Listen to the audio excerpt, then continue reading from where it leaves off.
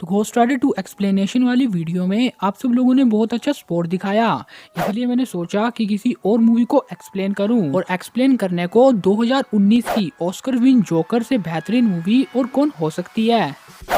तो इस मूवी ने आते ही धमाका मचा दिया और हम सबको देखने में भी मजबूर कर दिया। तो इस मूवी में एक कमजोर से इंसान की कहानी दिखाई होती है और आज हम उसी कहानी पे एक नजर मारेंगे। तो आज के इस वीडियो में मैं जोकर 2019 वाली मूवी को पूरा एक्सप्लेन करूंगा शुरू से लेकर लास्ट तक। तो वीडियो एकदम लास्ट तक देखना और फटाफट से चैनल को सब्सक्राइब कर लो कैप्टन की शील्ड को थ्रो करके, ताकि आप सुपर हीरो स्टूडियोज का एक सुपर मेंबर बन पाओ।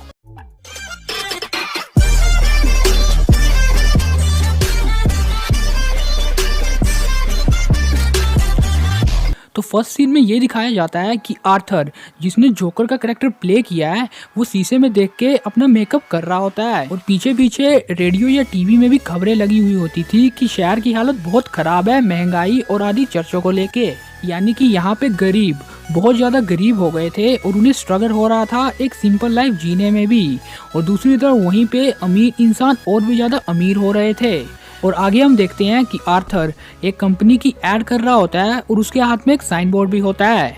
तो यहाँ पे होता है कि कुछ लड़के उसके हाथ से वो साइन बोर्ड ले जाते हैं और जब आर्थर उनका पीछा करता है तो वहाँ पे वो लड़के आर्थर को बहुत मारते हैं। और फिर आर्थर अपने बॉस के पास जाता है और वो अपने बॉस को सारी कहानी बताता है कि उसके साथ क्या क्या हुआ, लेकिन उसका बॉस बोलता है कि तुम झूठ बोल रहे हो और वो उसे ये धमकी देता है कि अगर तुम वो साइन बोर्ड वापस नहीं लाए तो मैं तुम्हें कंपनी से निकाल दूंगा। और इसके बाद आर्थर बहुत दुखी हो जाता है और रोने लग पड़ता है। तो आर्थर का एक दोस्त होता है रैंडल और वो उससे कहता है कि वो लड़के बहुत बुरे थे, लेकिन यहाँ पे आर्थर बस यही कहता है कि वो तो बस लड़के थे। और फिर रैंडल आर्थर को एक गन देता है, लेकिन आर्थर इसे लेने से मना कर देता है। लेकिन फिर रैंडल कहता है कि ये मैं तुम्हें तुम्हारी सेफ्टी के लिए ही दे रहा हूँ। तो फिर आर्थर इस गन को रख लेता है। तो अब आर्थर एक बस में चढ़ जाता है और वहाँ पे एक बच्चे को हंसाने की कोशिश कर रहा था, लेकिन उसी बीच उसकी मॉम, उस बच्चे की मॉम आर्थर से अपने बच्चे को दूर कर लेती है और आर्थर से बहुत रूड बिहेव करने लग पड़ती है। और अब आर्थर एकदम से ही हंसने लग पड़ता है। तो इसी बीच वो लेडी को एक कार्ड देता है जिसमें उसकी एक बीमारी लिखी हुई थी, न्यूरोटिकल डिसऑर्डर। इस बीमारी से आर्थर कभी भी हंसने लग पड़ता था। आर्थर के सिर में चोट लगने की वजह से उसे ये बीमारी हुई थी। तो आर्थर सोशल सर्विसेज में जाता था अपनी बीमारी को ठीक करने के लिए। आर्थर ऑलरेडी 7 मेडिसिन खाता था, वो भी बहुत हैवी, लेकिन तब भी वो अपने साइकोलॉजिस्ट से यही कहता है कि उसकी दवाइयाँ बढ़ा दी जाएं ताकि उसे अच्छा फील हो। तो अब तेज बारिश में आर्थर अपने घर आ जाता है और आर्थर सबसे पहले लेटर बॉक्स ही चेक करता है। और जैसे वो घर के अंदर जाता है तो उसकी मॉम पूछती है कि क्या थॉमस वेन की कोई चिट्ठी आई है या नहीं। वो ये मानती थी कि अगर थॉमस वेन को उसके और उसके बेटे की हालात के बारे में पता चले तो उसकी मदद करने के लिए जरूर आएगा। और आर्थर की मॉम को उसकी बहुत चिंता होती थी क्योंकि वो बहुत दुबला पतला था। और फिर आर्थर टीवी में न्यूज देख रहा होता है और न्यूज में गवर्नमेंट यही कहती है कि शहर में जो भी हो रहा है वो चूहों की वजह से हो रहा है। और फिर टीवी में मरे फ्रैंकलिन का शो शुरू हो जाता है। मरे एक कॉमेडियन था और आर्थर भी उसे एक आइडल मानता था। आर्थर का कोई डैड नहीं था तो वो उसे डैड के नजरिए में भी देखता था। वो भी चाहता था कि वो भी एक दिन मरे की ही तरह स्टेज में कॉमेडियन शो परफॉर्म करे। और फिर हम आगे देखते हैं कि आर्थर के बॉस ने उसे डांटा होता है साइन बोर्ड को लेके। तो अब आर्थर दुखी दुखी होके घर आ रहा होता है तो उसे वहीं पे लिफ्ट में एक लड़की मिलती है जिसका नाम था सोफी। सोफी एक सिंगल मदर होती है और आर्थर उससे अट्रैक्ट हो जाता है। तो अब आर्थर जैसे ही घर के अंदर पहुंचता है तो उसकी मॉम यही कहती है कि क्या थॉमस वेन की कोई चिट्ठी आई है या नहीं आई है। तो इस पे आर्थर कहता है कि वो बहुत रिच इंसान है और वो हम जैसे छोटे मोटे लोगों की मदद क्यों करेगा। तो अब हम नेक्स्ट पे देखते हैं कि आर्थर सोफी का पीछा कर रहा होता है और जैसे ही रात होती है तो सोफी आर्थर के घर आती है और वो उससे कहती है कि क्या तुम मेरा पीछा कर रहे थे या नहीं। तो इस पे आर्थर कहता है हाँ, और यहाँ पे सोफी हंसने लग पड़ती है। तो नेक्स्ट सीन में हम देखते हैं कि आर्थर हॉस्पिटल में बच्चों को खुश करने की और एंटरटेन करने की कोशिश कर रहा होता है अपनी जोकर वाली कॉस्ट्यूम में। तो इसी बीच उसकी पॉकेट से गन नीचे गिर जाती है तो इसके चलते उसे जॉब से भी निकाल दिया जाता है। आर्थर समझाता है कि वो गन उसने अपनी सेफ्टी के लिए ली थी, लेकिन उसी बीच उसका बॉस कहता है कि रैंडल ने मुझे सब कुछ बता दिया कि तुमने ये गन पिछले हफ्ते कहीं से खरीदी थी। और अब आर्थर बहुत दुखी और हर्ट हो जाता है क्योंकि रैंडल नहीं तो उसे वो गन दी थी और यहाँ पे उसने झूठ भी कहा। और फिर आर्थर एक ट्रेन में जा रहा होता है और वहाँ पे वेन एंटरप्राइजेस के 3 एम्प्लॉय एक लड़की को छेड़ने की कोशिश करते हैं। तो यहाँ पे आर्थर को अपनी बीमारी के चलते एकदम से हंसी आने लग पड़ती है और वेन एंटरप्राइजेस के वो तीनों एम्प्लॉय आर्थर को मारने लग पड़ते हैं। उनको लग रहा था कि आर्थर उनका मजाक बना रहा है और वो आर्थर को बहुत मारते हैं। तो इसके जवाब में आर्थर उन तीनों को ही गोली मार देता है और फिर आर्थर भागता है और भागते भागते एक वॉशरूम में पहुंच जाता है। और फिर हम देखते हैं कि आर्थर उस वॉशरूम में डांस कर रहा होता है। तो यहाँ से अब एक और चीज क्लियर हो गई कि आर्थर अब मर्डर्स को एंजॉय करने लग पड़ा। तो इस सोसाइटी ने आर्थर की मदद करने के सिवाय उसे बेइज्जत किया, जबकि उन्हें उसकी मदद करनी चाहिए थी। और यहीं से आर्थर अच्छे से बुरा बन गया और वो बन गया जोकर। और फिर टीवी पर थॉमस वेन का एक इंटरव्यू आता है और उसमें वो यही कहता है कि उसके तीनों के तीनों एम्प्लॉयज अच्छे इंसान थे। तो अब कुछ लोग जोकर का सपोर्ट करने लग पड़े थे। तो इसके जवाब में ब्रूस वेन यही कहता है कि मास्क के पीछे उस घटिया इंसान को सपोर्ट क्यों कर रहे हो। लेकिन अब आर्थर इन सब चीजों को एक अचीवमेंट के रूप में देखने लग पड़ा। और फिर आर्थर अपने साइकोलॉजिस्ट से फिर से मिलता है, लेकिन यहाँ पे अब वो कहती है कि ये हम दोनों की लास्ट मीट होगी क्योंकि सोशल सर्विस की बजट कम होने की वजह से गरीबों को अब उतनी मेडिसिन नहीं मिलेगी। तो अब आर्थर कहता है कि तुम मुझसे पूछती रहती थी ना कि मुझे कोई नेगेटिव थॉट तो नहीं आते, तो ये भी एक तरीके का नेगेटिव थॉट ही है। तो यहाँ पे आर्थर ये कहना चाहता है कि गरीबों को भी मेडिसिन मिलनी चाहिए। और फिर आर्थर एक स्टैंड अप कॉमेडी परफॉर्म कर रहा होता है, लेकिन उसी के बीच उसे हंसी आ जाती है और वो अपने जोक सही टाइम पे नहीं बोल पाता। और वहाँ पे सोफी भी होती है और वो ये चीज देख के हंसने लग पड़ती है। और फिर सोफी और आर्थर मिलके घर जा रहे होते हैं और जैसे ही आर्थर घर पहुंचता है तो उसकी माँ यही कहती है कि इस चिट्ठी को थॉमस वेन को मेल करो। अब आर्थर जैसे ही उस चिट्ठी को पढ़ता है तो उसे पता चल जाता है कि आर्थर और किसी का भी नहीं बल्कि थॉमस वेन का ही बेटा है। तो अब आर्थर बहुत दुखी होता है और बहुत गुस्से से अपनी माँ से ये पूछता है कि उन्होंने उसे ये बात क्यों नहीं बताई। और फिर उसकी माँ कहती है कि मैंने वहाँ पे 30 साल काम किया था और हम दोनों को एक दूसरे से प्यार हो गया था, लेकिन मैं बहुत गरीब थी और वो बहुत अमीर, इसीलिए हम ये बात सोसाइटी के सामने नहीं रख पाए। और पेनी यानी आर्थर की मोम ने एक लेटर पे साइन भी किया था कि वो ये बात किसी को नहीं बताएगी। तो आर्थर अब थॉमस के घर चल जाता है उस लेटर को लेके और वहीं पे उसे गेट पे मिलता है ब्रूस वैन यानी हमारा बैटमैन, लेकिन तब वो छोटा होता है। तो अब आर्थर ब्रूस को हंसाने की कोशिश कर रहा होता है और फिर वहाँ पे एल्फ्रेड आ जाता है और वो आर्थर को ब्रूस से दूर कर देता है। तो अब आर्थर एल्फ्रेड को कहता है कि उसे पता चल चुका है कि वो थॉमस वेन का ही बेटा है, लेकिन इसके जवाब पे एल्फ्रेड कहता है कि तुम्हारी माँ पागल हो गई है और उसने ये मनगढ़ंत कहानियां बनाई है। और फिर आर्थर अपनी माँ की बुराई सुन के एल्फ्रेड का गला पकड़ देता है और फिर दौड़ते दौड़ते अपने घर फिर से वापिस आ जाता है। तो वो जैसे ही घर पहुंचता है तो वो ये देखता है कि उसकी माँ को एम्बुलेंस में ले जाया जा रहा था क्योंकि उन्हें स्ट्रोक आया था। और यहाँ पे कुछ डिटेक्टिव फिर आर्थर से उन 3 बंदों की मर्डर के बारे में पूछने लग पड़ते हैं और फिर बाद में आर्थर को पता चलता है कि उसकी माँ से भी ये पूछा गया था जिसकी वजह से उसे वो स्ट्रोक आया था, लेकिन वो डिटेक्टिव से बस यही कहता है कि मुझे इसके बारे में कुछ नहीं पता।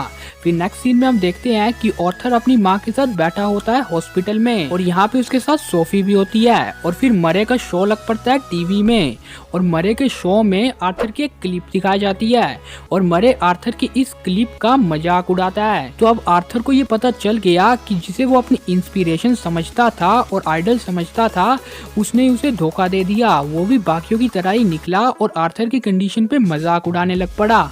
और फिर हम देखते हैं कि शहर की कंडीशन और बिगड़ती जा रही है और ये और कोई नहीं कर रहा बल्कि जोकर का मास्क पहने हुए कुछ लोग कर रहे हैं। ये लोग अमीरों के खिलाफ अपना प्रदर्शन दिखा रहे होते हैं और ये देख के आर्थर बहुत खुश हो जाता है क्योंकि वो सब जोकर से ही इंस्पायर थे। और वहाँ पे चार्ली चैंपियन की एक मूवी लगी होती है जहाँ पे अमीर लोग ही आए होते हैं और वहाँ पे गरीब लोग जिन्होंने जोकर के मास्क पहने थे वो अमीरों के खिलाफ फिर से प्रदर्शन करते हैं और पुलिस के खिलाफ भी।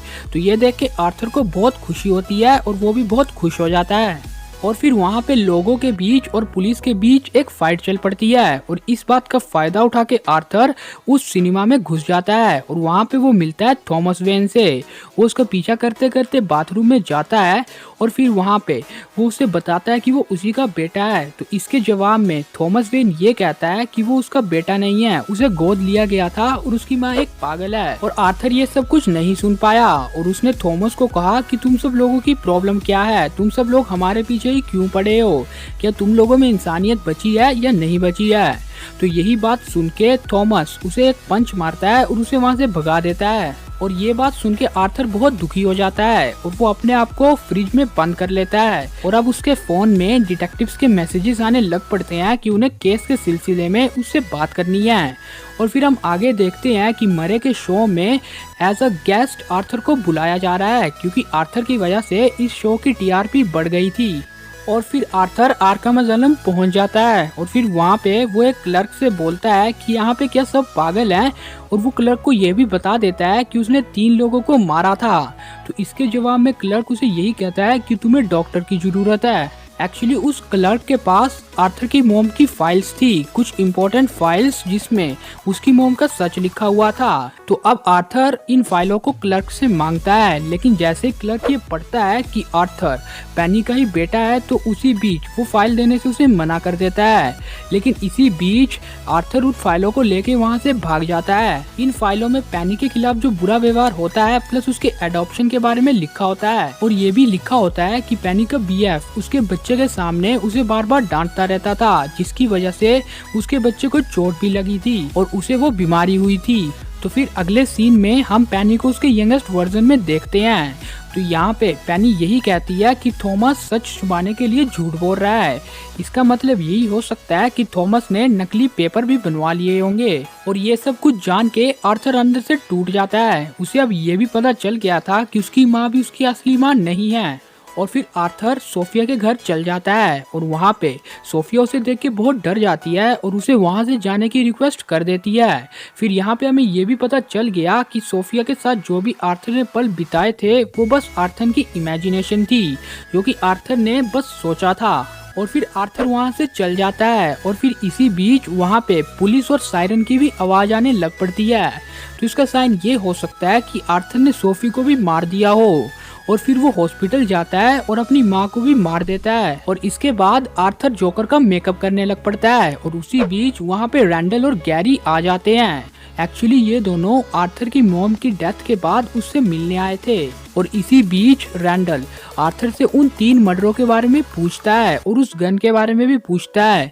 तो इसी बीच आर्थर रैंडल को भी मार देता है, लेकिन वो गैरी को जाने देता है। वो गैरी को ये कहता है कि तुम ही एक ऐसे हो जिसने मेरे खिलाफ कुछ भी गलत नहीं किया।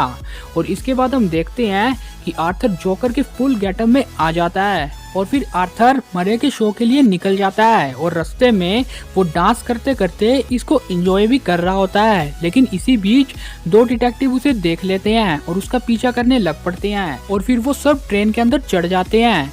और फिर वहाँ पे वो देखते हैं कि कुछ ऐसे लोग होते हैं जिन्होंने जोकर का मास्क पहना होता है। एक्चुअली ये लोग वही हैं जो सरकार के खिलाफ प्रदर्शन कर रहे थे। तो इस भीड़ में उन दोनों डिटेक्टिव्स का जोकर को ढूंढना बहुत मुश्किल हो गया था। तो इसी प्रेशर और फ्रस्ट्रेशन में डिटेक्टिव ने गोली चला दी और ये गोली एक ऐसे इंसान को लगी जो सरकार के खिलाफ प्रदर्शन दिखा रहा था।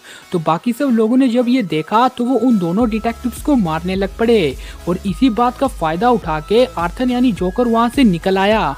और फिर आर्थर अपने गेटअप रूम में बैठा होता है और वहाँ पे टीवी में यही खबर आ रही होती है कि 2 डिटेक्टिव बहुत बुरी तरह घायल हैं। और फिर वहाँ पे मरे आ जाता है। तो अब आर्थर मरे से यही कहता है कि जब वो स्टेज में उसका नाम पुकारे तो जोकर के नाम से पुकारे।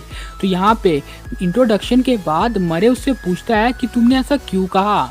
तो आर्थर ने इस पे कहा कि ये तो बस मैंने लोगों को हंसाने के लिए रखा था। और आर्थर ने साथ साथ में ये भी कहा कि उन 3 लोगों को भी उसी ने मारा था क्योंकि वो इसी के लायक थे। लेकिन बस ये भी एक जोक बन के ही रह गया, क्योंकि नेक्स्ट डे थॉमस वेन ने ये कहा कि वो तीनों लोग हम सब के लिए बहुत जरूरी थे और हम सब गरीबों को तो कोई भाव भी नहीं देता। रोज कई ज्यादा गरीब कुचले जाते हैं।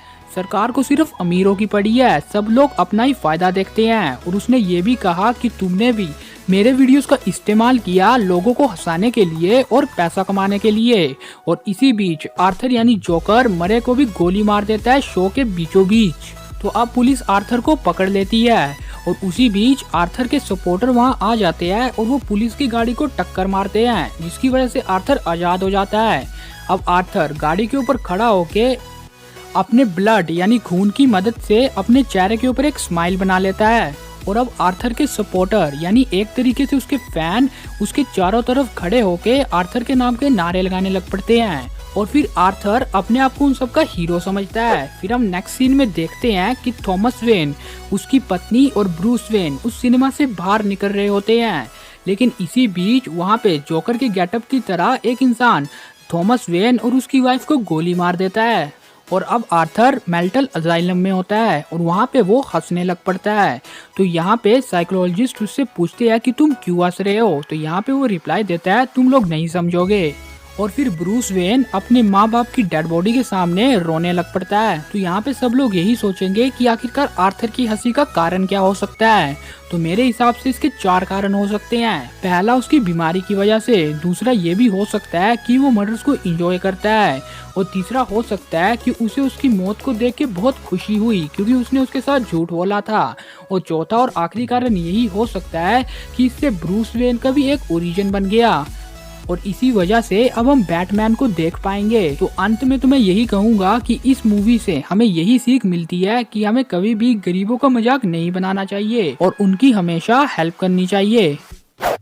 तो ये थी जोकर मूवी की पूरी स्टोरी। उम्मीद है आपको ये वीडियो पसंद आया होगा। वीडियो पसंद आया है तो वीडियो को लाइक कर देना, इस वीडियो को खुल के शेयर कर देना। और मुझे पता है कि अब आप लोग समझ गए होंगे कि इस मूवी को ऑस्कर आखिर क्यों मिला। और फटाफट से चैनल को सब्सक्राइब करके बगल वाले बेल आइकन को भी जरूर दबा लेना। And never forget, it's your Super Hero Studios and you all are super heroes 10। So S 10 assemble. Here we stand.